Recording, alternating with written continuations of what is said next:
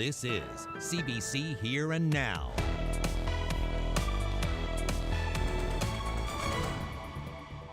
Over the course of testing on the weekend, we've identified 2 additional positive cases amongst our staff. 2 more COVID-19 cases connected to a unit at St. Clare's Mercy Hospital. The ward is now closed for 2 weeks. No decisions being made right now on the sale of Model 1. We figured it was prudent that we do our due diligence. A report into whether St. John's should sell Mile 1 Centre leads to more reports. February certainly ended like a lion. Looks like March is going to start like one too. Welcome to Here and Now. I'm Carolyn Stokes. Well, there were 2 news briefings today concerning COVID-19 in this province. First, Eastern Health gave an update about the outbreak at St. Clare's Hospital in St. John's. Then there was the regular medical briefing on case numbers. Here and Now's Mark Quinn took part in both briefings and he joins me now live. So Mark, let's start with St. Clare's. Late last week we learned there was an outbreak of COVID-19 cases there. What's the latest on that? Well, after testing more than 1,500 staff and patients connected to the hospital, Eastern Health says there are a couple of new positive cases there, and both those cases tested positive are staff members at the facility. Over the course of testing on the weekend, we've identified 2 additional positive cases amongst our staff. That gives us a total of positive cases in staff and patients of 12. Now, we've been hearing that there are some calls for the closure of 6 East unit at St. Clare's, and some of the people who've been saying that have also saying staff on the unit should not continue to work. And it looks like Eastern Health has been listening to those concerns and is going to make some changes. Working with staff and working with our provincial unions as part of our response to 6 East, we made a decision over the weekend to actually close 6 East. And so we're going to do a mini circuit break, if you will, for that unit. We're closing the unit for 2 weeks. We were able to discharge the patients from 6 East yesterday, the 4 remaining patients that we had on the unit. And so as of last evening, we've closed that unit for the next 2 weeks. So just to summarize, it means that all staff who work on 6 East will be away from work, and some of them will be isolating, some are on special leave, but they won't be redeployed elsewhere. Okay, Mark, so let's turn now to today's COVID-19 briefing. What did we learn today? Well, some relatively good news. The number of new cases continues to decline. And there were 11 cases reported over the weekend, and today Dr. Fitzgerald reported 2 more new cases. Both of those are in the eastern region. Both are contacts of previous cases, and both are under 20. Over the weekend, there was also some vigorous discussion on social media about masks, and this was provoked by a video that showed someone refusing to wear a mask at a local business. Today, Dr. Fitzgerald had this to say about masks. We need everyone to pay attention to proper mask procedures, particularly in the face of the B.1.117 variant. Proper masking is an important part of protecting against this virus. I am confident that the majority of people in our province recognize the importance of the mask requirement and are doing their best to get it right. Anyone who has a legitimate mask exemption due to a medical condition should, in level 5, avoid entering a public establishment if at all possible. Explore all alternative options to protect yourself and others from exposure to COVID-19. So, Carolyn, not an explosive news day when it comes to COVID updates, which is kind of a nice change from some of what we've seen over the past few weeks. But public health officials are urging people to keep following the rules. They say wear your masks and don't travel out of the area that you live in if you can avoid it. Reporting live in the newsroom, I'm Mark Quinn for Here and Now.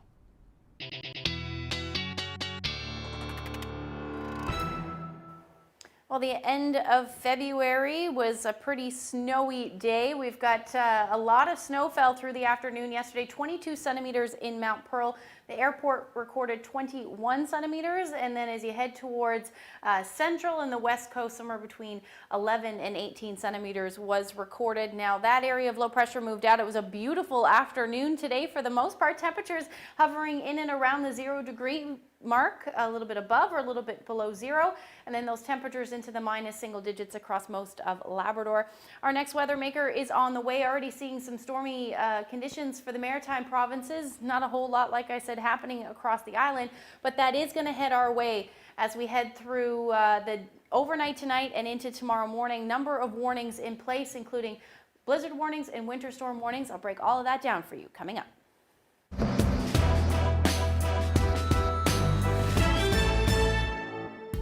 A woman in St. John's is warning others to double-check their voting kits after she received the wrong one.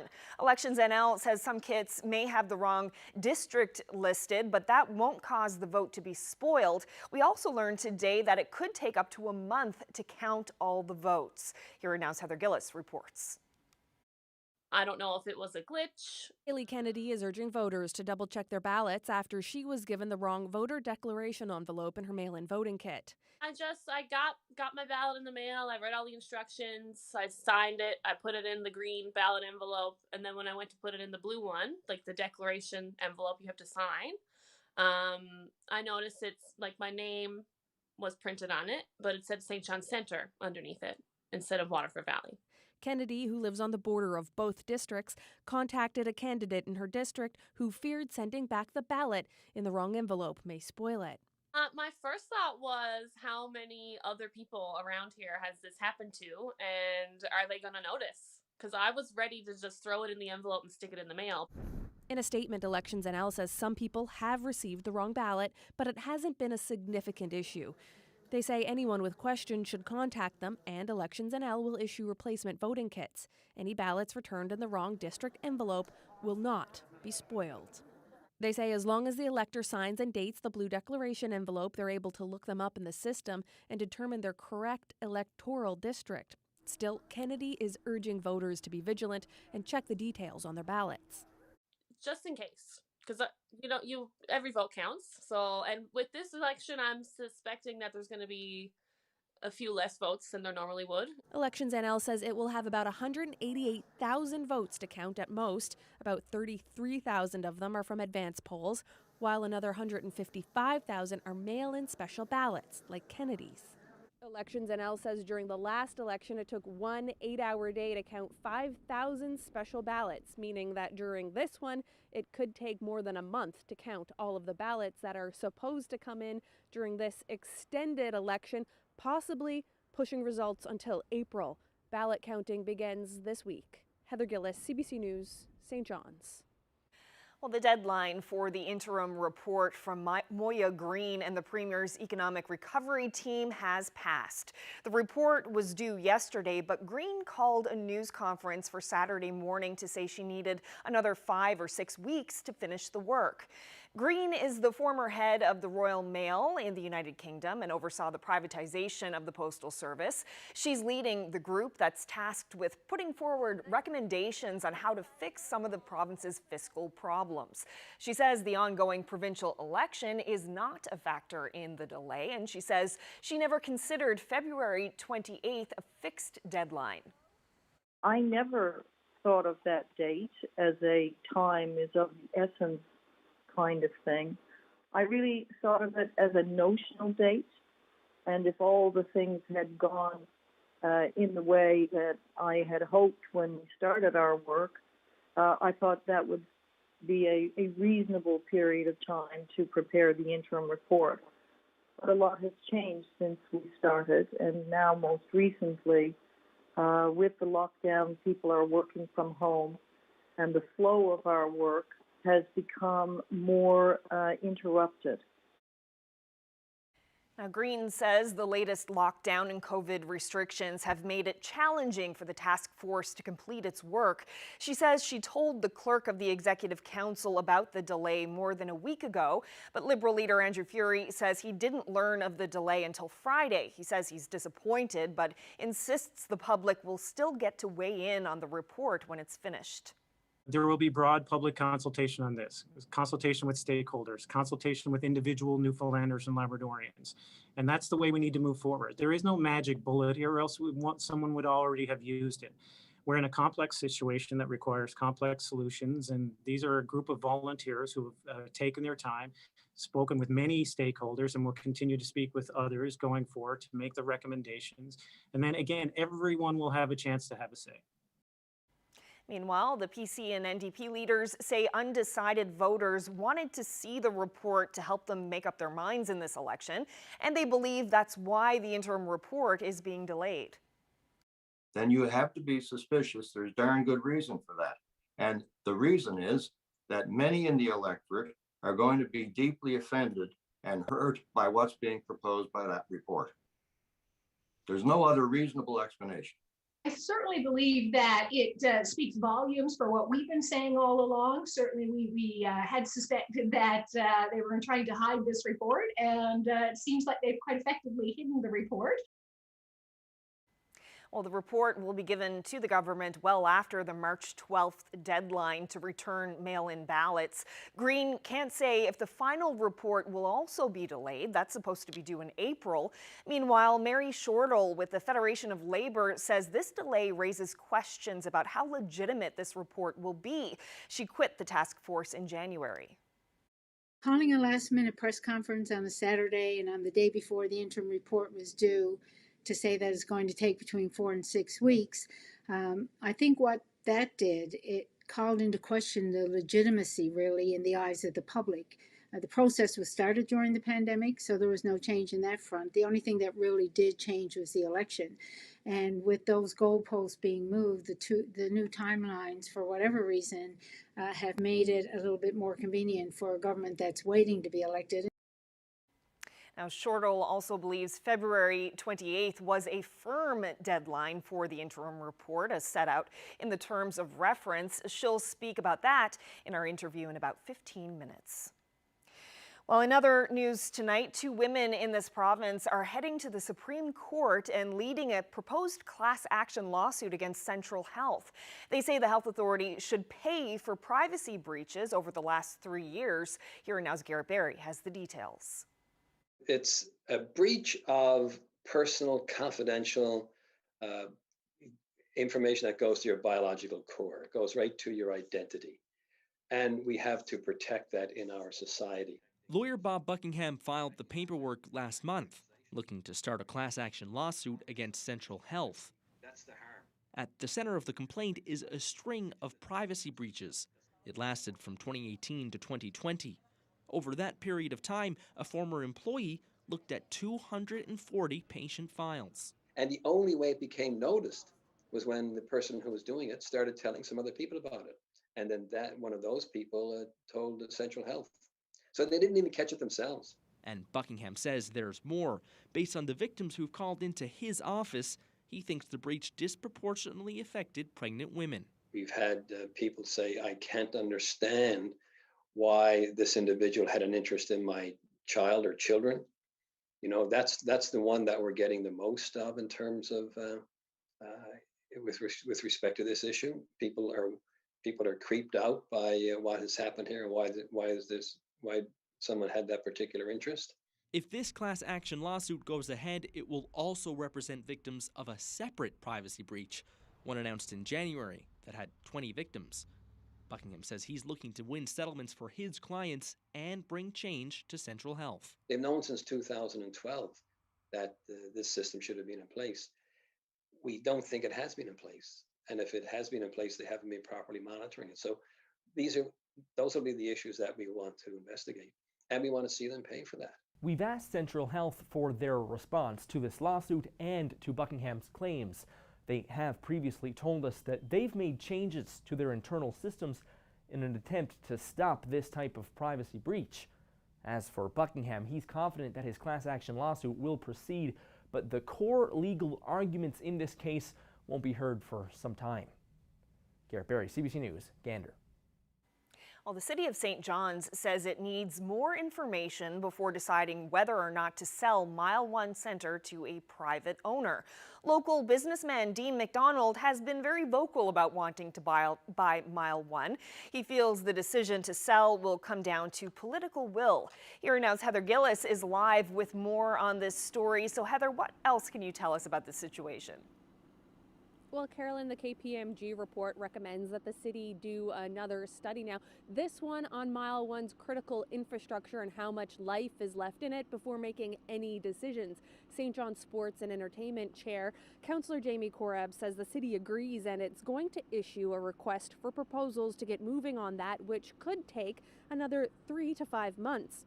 There are a number of other issues at play as well. The electrical and hot water for Mile 1 and the convention center are connected, which means another study by an engineering firm to check out what would be needed there. The two facilities also share staff. Anyone who buys the building will inherit unionized workers, and they currently have city pensions. There also needs to be an independent valuation of how much the arena would cost to buy. The city says it cost $48 million when it was built, and there's about $2 million left on that bill. The report also compared 58 similar arenas in the country, of which one was only completely privately owned and operated, 4 had public-private partnerships. The city doesn't want to have to reacquire Mile 1. If the deal doesn't work out, council says the arena was built with taxpayer money and a building assessment is a good place to start. The building assessment will basically tell us about the critical infrastructure about this building. So for 2 reasons it's beneficial. One, it's good information for us to have as a city, even if we decide not to sell, because we will know about our critical infrastructure and any major upgrades we will need. But secondly, any offer that we're going to get on that building would certainly be subject to an assessment done of that nature. So we're going to get that done. That'll be done through a third party. So we'll have to put out for an RFP or a request for proposals. So that's something that we're going to put in motion very soon. And as we've reported, Dean McDonald wants to buy the arena and he wants to pump $25 million worth of renovations into it and some of those other studies that need to be done. Well, Dean McDonald thinks that they can happen concurrently or at the same time in order to speed up the process, but he says it all comes down really to political will to get the sale done, and he thinks that this is a ploy to push the decision off a little further down the road past the next municipal election. So I'm very disappointed. I don't think it needs to take that long. It only needs to take as long as you want it to be. And why they weren't doing this in concert with the initial report, it feels like it's been a bit of a colossal waste of time, quite honestly. It's like, a report isn't going to make the decision for council or the board. Are they interested in selling it or not? Are they interested in having the investment in the city or not? Are they interested in getting rid of the subsidy or not? Now, the city says if it does decide to sell Mile 1, well, they'll have to do an expression of interest because they don't want to do a sole source sale to Dean McDonald. Reporting live, I'm Heather Gillis.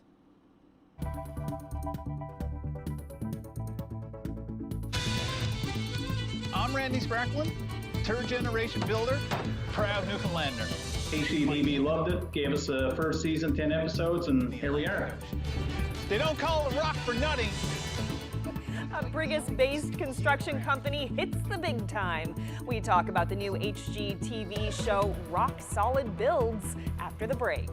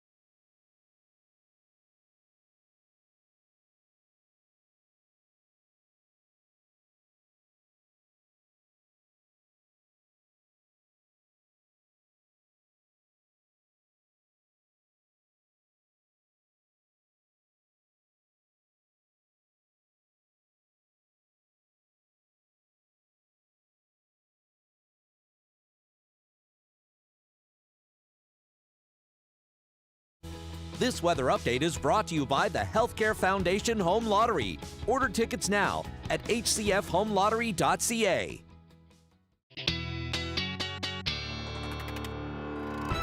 Ashley is here now with a look at the weather forecast. So pretty snowy day yesterday, but today was nice in St. John's. Yes, last night was actually beautiful once those winds died down. Lovely snowman making weather for sure. And then today, same thing. If you got out to shovel the rest of the snow that you didn't get to last night, certainly a lovely afternoon. Let's take a look at those temperatures across the board, hovering around the 0 degree mark or a few degrees above or below, a little cooler as you head towards Labrador. And we've only lost a few degrees so far this evening, currently sitting at -1 in St. John's. Similar temperatures towards Corner Brook, hovering around the 0 degree mark. Now we do have an area of low pressure just on our doorstep. You're starting to see that snow move in now for the southwest, and things are going to get stormy as we head through the night tonight. Blizzard warnings in effect for Port aux Basques through to Burgeo, and then we've got winter storm warnings across the rest of the island, and that is because of this system. So conditions will deteriorate quite rapidly as we head through the overnight tonight, and then with strong winds anywhere from 80 to widespread gusts of 80 kilometers per hour, and then those coastal areas will see somewhere between 100 to 120, and then in the Wreck House area you're looking at about 140 kilometers per hour. So that snow and strong winds will spread for the rest of the island as we head into the early morning hours. Temperatures tonight will lose a few more degrees, -2 to -3. And then again, those winds will really ramp up for eastern areas, upwards of 120 kilometers per hour for coastal regions.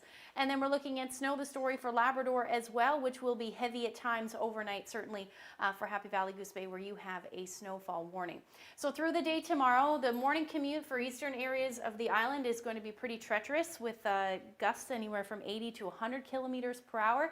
And the snow will fall quite fast. We're looking at by the time mid-afternoon rolls around, or at least late morning, mid-afternoon, areas from pretty much the Conegra Peninsula eastward may see that precipitation end as some drizzle, but continue for the northern peninsula as well as most of Labrador. And we'll see a little bit of a break in the winds as well, which is certainly good news.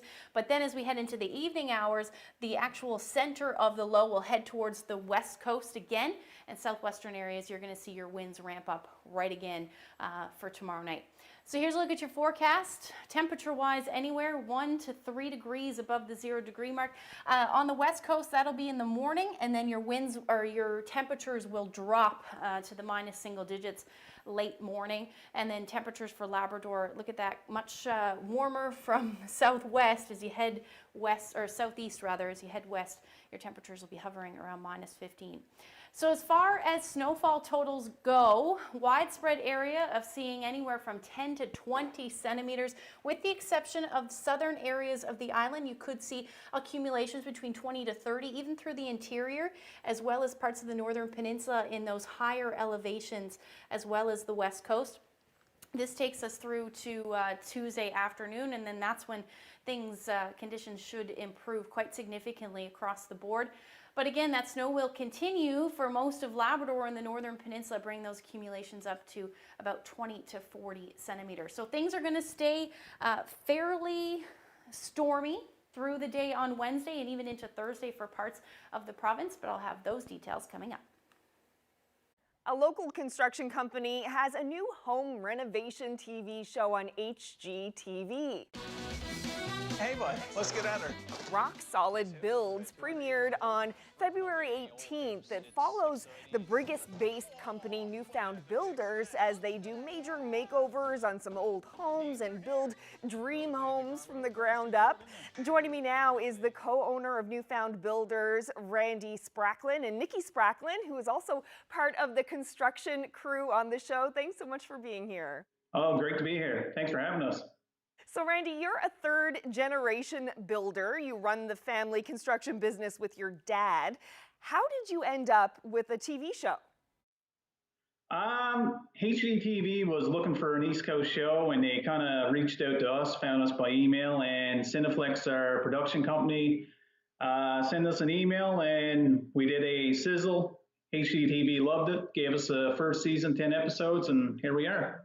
Wow. And Nikki, you're the self-described rookie on the team. You were a stay-at-home mom, and now you're a home builder. What drew you to this new career?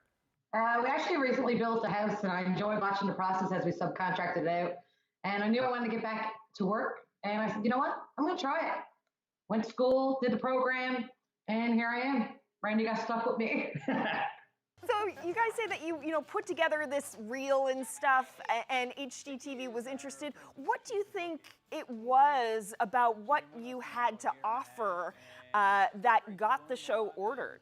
She's a fun character. I think it's Newfoundland and our team spirit. We're like a small work family.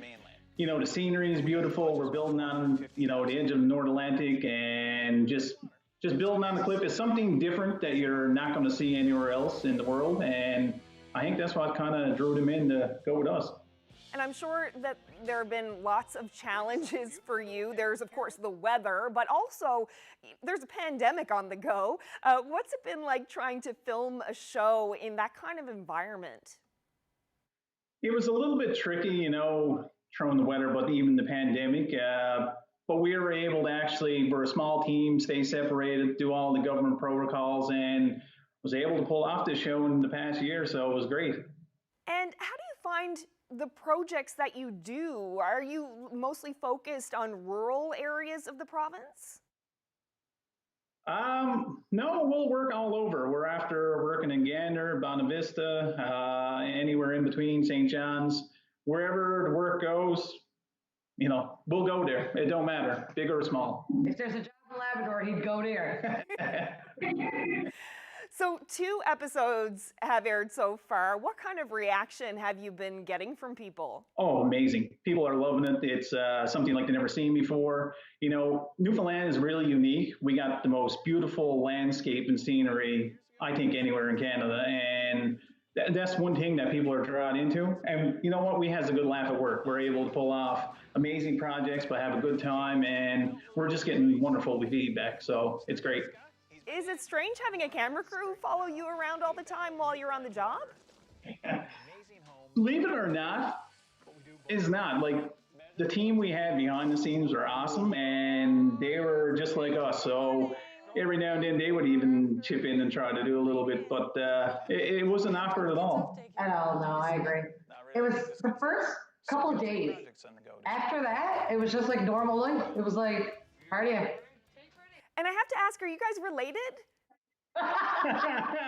That's the number one question. That's a hot question, yeah. No relation at all. None. Same last names like everyone else in Newfoundland. Probably related somehow, but. So you're both Spracklins, but you're not related. First question we get whenever we go to a new homeowner spot or anybody sees us around, it's hilarious. It's the first question. Well, he wouldn't be so lucky. Well, Randy Spracklin and Nikki Spracklin, thank you so much for taking the time to speak with me today. Thanks for having us.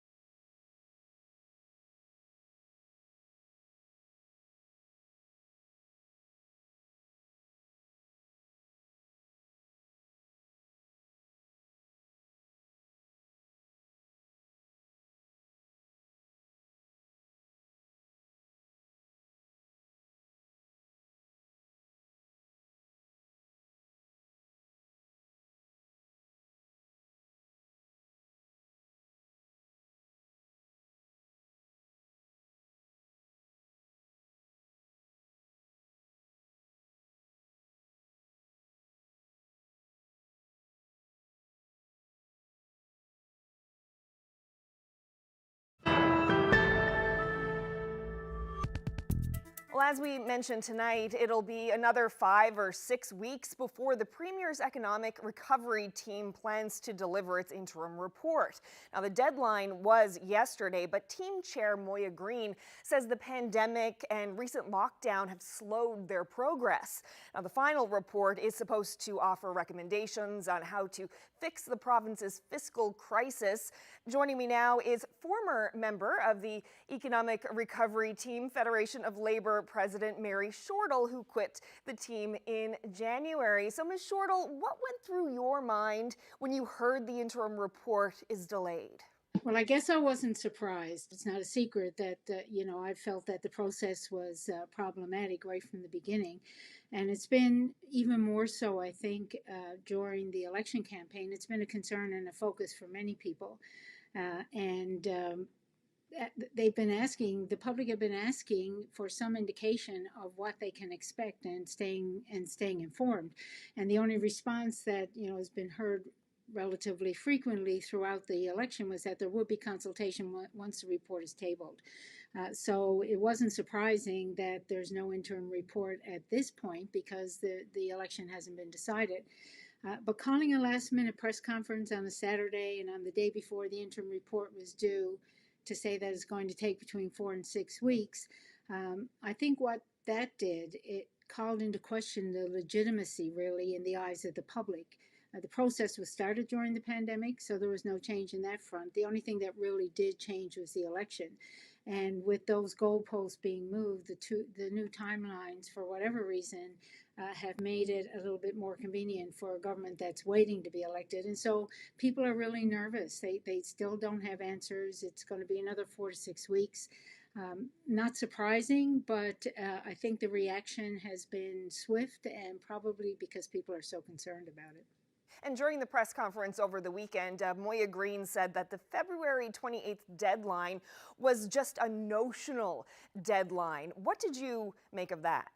When I was first appointed to the Economic Recovery Team, we were all given the terms of reference, which were made public.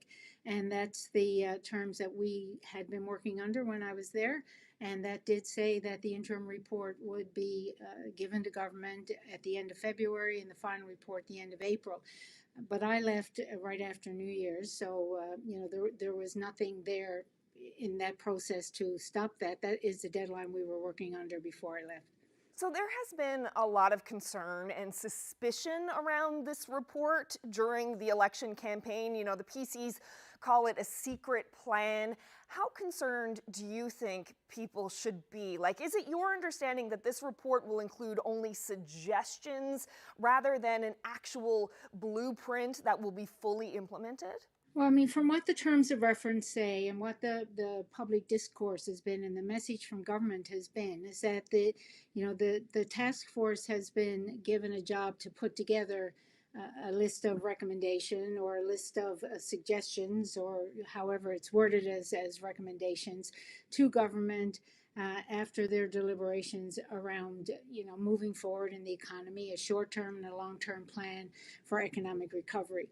I think the process has been flawed. The reason I found I couldn't stay on the team was because having this air of confidentiality and talking about issues that may or may not impact the people I represent would put me in a conflict of interest. So that was an issue for my participation. But for the majority of people in the province, the fact that it's been shrouded in confidentiality and it's been very little information about the process even has been released. An election was called right in the middle of it, where people were really concerned about what's going to happen, not just with the next budget, but somewhere down the road as well. It's the process, I think, and the response and the questions not being answered that have made people very suspicious. And no wonder. No matter what, when an announcement is made the day before it's due, whether it's expected or not, it's got people even more nervous, I think, about what's going to happen, and they're questioning, and no wonder, because history has told them that they will bear the brunt of austerity measures. If that's what's going to be in the report, we don't know. But the fact that it hasn't been very transparent and there's not a lot of discussion around it makes people think the worst. Well, Mary Shortle, thank you so much for your time today. Thank you. Well, now back to today's medical briefing. Dr. Janice Fitzgerald says the newly approved AstraZeneca vaccine offers significant protection, even though it's less effective than the Pfizer and Moderna vaccines. AstraZeneca, she says, can be between 65 and 80% effective, and it's easier to store and ship than other vaccines.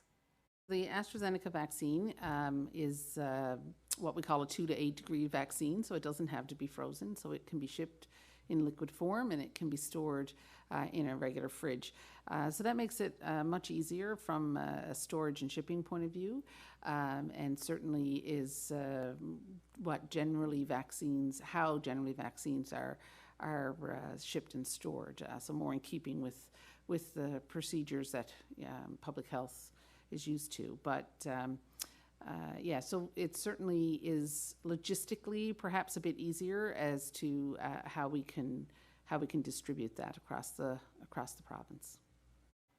So that makes 3 vaccines in the ongoing fight against COVID-19. But across the country, some say they want to wait until they can get the vaccine they think is better for them. Health experts say that's a risky move. Reporter Ashley Burke explains why. Hopes are pinned on COVID vaccines, but the Prime Minister told NBC's Meet the Press the rollout isn't going as quickly as he had hoped. Obviously, it's not going as fast as everyone would want. We all want this pandemic to be over yesterday and to vaccinate everyone as quickly as possible. But we're confident that in the coming weeks, hundreds of thousands vaccines every week, millions into the coming months, we're going to have everyone vaccinated probably by the end of the summer. Helping with that, the newly approved AstraZeneca vaccine. 500,000 doses are scheduled to arrive Wednesday, but with new options, a new problem. We're starting to see a little bit of a narrative of good vaccines and bad vaccines. There really isn't that delineation. Some Canadians talking about waiting to get the vaccine so they can choose which shot they want. This after hearing AstraZeneca is about 62% effective, whereas Moderna and Pfizer more than 90%. You can't really compare. But Dr. Supriya Sharma told Rosemary Barton Live you can't compare trials done at different times and stressed the best vaccine is the one you can get. When we look across all the vaccines, the major 5 that are under review and authorized, if you look at that subsection, as we said, that matters most, so severe disease, hospitalizations, dying of COVID-19, all of these vaccines are equally protective. She says the longer people sit back and wait unprotected, the longer this will all drag on. Ashley Burke, CBC News, Ottawa.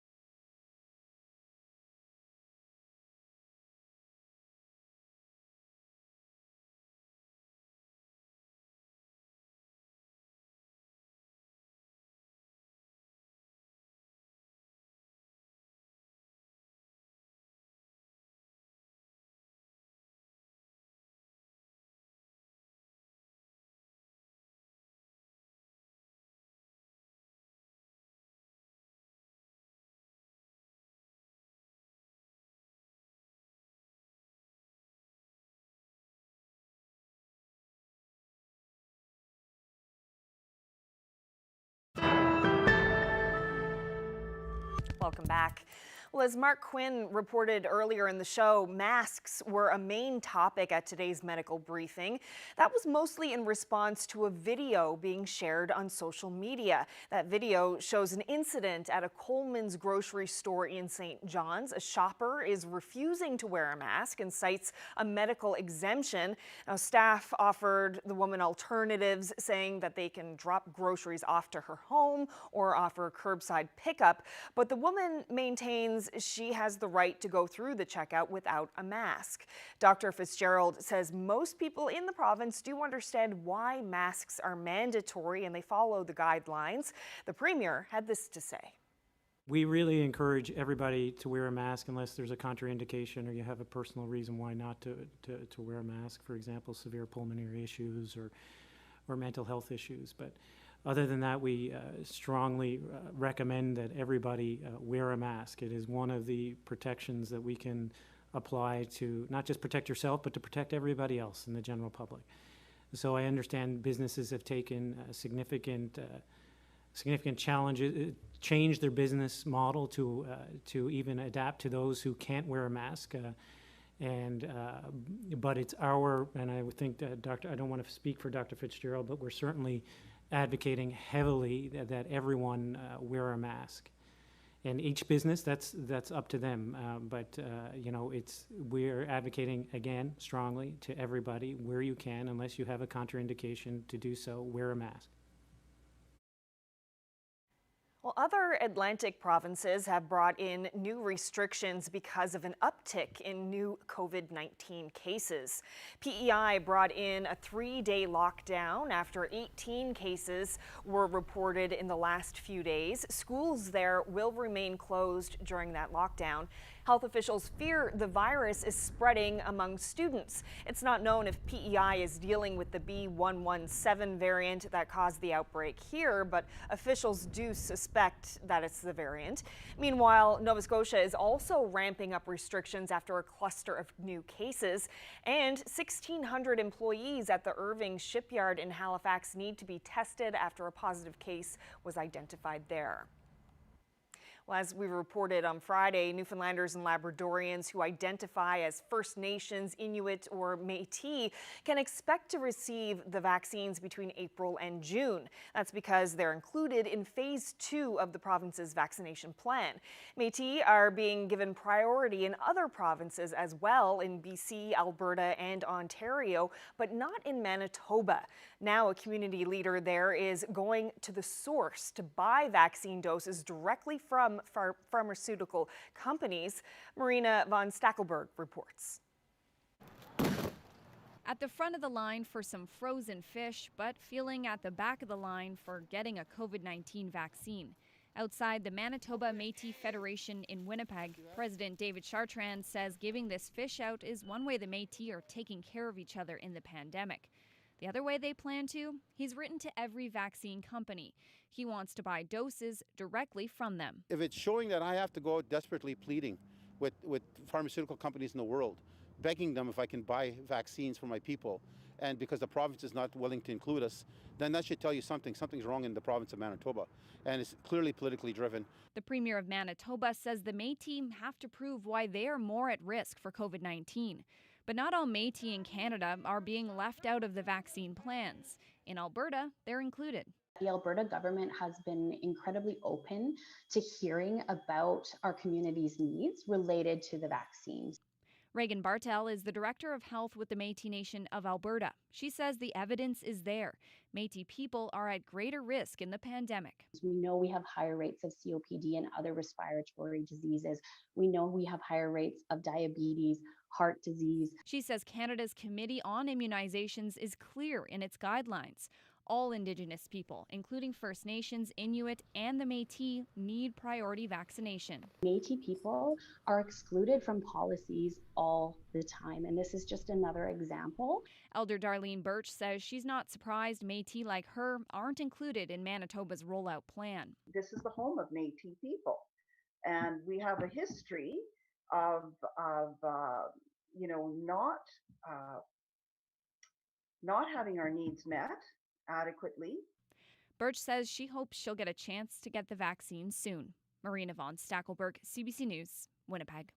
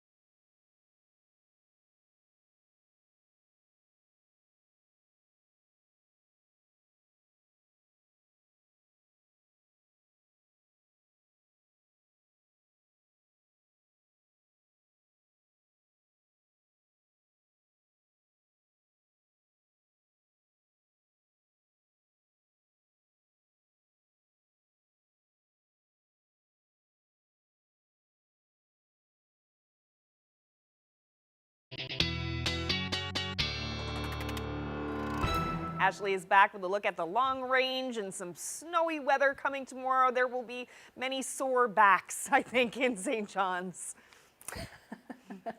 Yeah, if it wasn't sore from last night's dump of snow, we're going to see more snow certainly.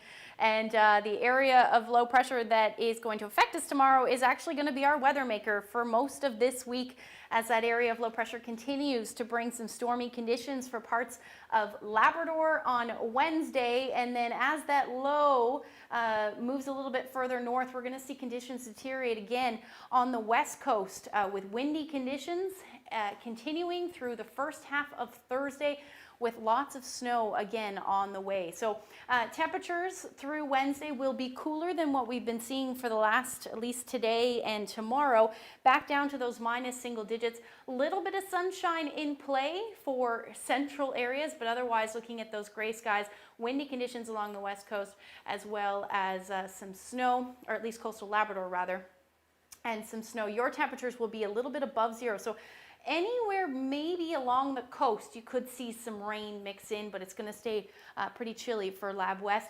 a little bit milder as we head into Thursday, but again, those winds really ramping up in coastal areas of the west coast. Around -2, so you can see some stormy conditions again through the day, and then temperatures around -1, -2 for the rest of the island. Now looking ahead into Friday, looks like we're going to see a little bit of a warm up, even some sunshine in play, either some flurries or the chance of a few showers, and then we'll drop back down as we head into Saturday with the potential for a few flurries. So Friday, as of now, looks like the best day of the week. Like I said, a little bit of sunshine in play through central Newfoundland on Wednesday. As we head into the weekend, that's going to happen as well, with the chance of flurries sticking around though Friday and Saturday. Temperatures hovering near or just below 0, and those temperatures overnight dipping into the minus double digits. By Thursday, with those windy conditions, they'll calm down into the afternoon, but then Friday and Saturday, those onshore flurries will generally continue. We're looking at temperatures in the minus single digits and overnight lows flirting with the minus double digits. For eastern Labrador, above 0 by Wednesday, and then dropping back below 0 as we head into the weekend. Things finally start to calm down on Saturday with a few peaks of sun, and then it's nothing but gray skies and flurries or snow and windy conditions for Lab West as we head through the week. So I wanted to share this photo for you. Massive snow drifts in Twillingate. Jonathan White shared that photo with us. Yeah, that is the top of a truck that he had to dig out. So certainly lots of drifting there. Thank you for sharing that photo with us, Jonathan. And if you have any weather photos to share with us, send them to nlphotos@cbc.ca. So despite the wintry weather we've had lately, it's been a fairly mild winter for most of us, including northern portions of Labrador, where the sea ice has been significantly less than it should be this time of year. But 38 years ago to the day, that was a completely different story. Here's a look at the archives.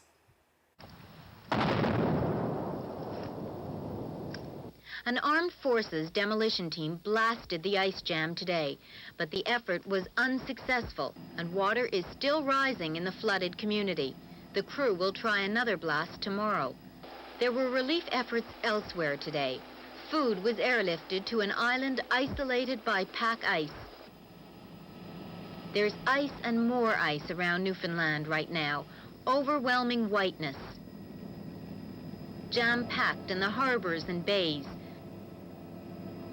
Bell Island's only link with Newfoundland is the ferry John Guy. Phone the ferry office these days, and here's what a recording will tell you. The ferry John Guy is now tied up at Bell Island due to extreme heavy ice, so the service will be discontinued until there's a change, I guess. That means stranded passengers who are shelling out for helicopter rides. Some islanders are beginning to feel like prisoners. Like the fella says, just for me in jail. You know, that's what it's like. The Coast Guard says all available icebreakers are at work, and more are being brought in.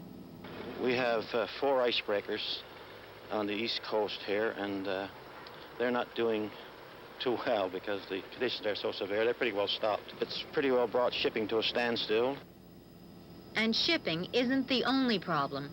Fishing trawlers are also in trouble. National Sea has diverted some of its trawlers, loaded with fish, to processing plants in Nova Scotia. That means layoffs for workers at 2 Newfoundland plants. Talking a total of about 700 odd people, and as I see it at the moment, unless there's a real break in the weather, both of these plants employing these people could be out of operation for up to the next 2 weeks. The ice problem is the result of persistent winds that have pushed northern ice down toward the Newfoundland coast, and those winds are not expected to shift soon. Barbara Yaffe, CBC News, St. John's. Well, before we finish up tonight, we have some breaking news from Labrador Grenfell Health. A healthcare worker at Charles S. Curtis Memorial Hospital in St. Anthony has tested positive for COVID-19. Now, the authority says all contacts have been identified and are being tested. They're in quarantine. At this stage, none of those close contacts are patients. Labrador Grenfell will be setting up a drive-through testing site for St. Anthony and surrounding areas for anyone concerned who would like to get tested. Appointments will not be required to be tested at that site. We'll have more information on our website, cbc.ca/nl. Well, that's it for our show tonight. Thank you so much for joining us on this Monday evening. Hope to see you again tomorrow. Good night.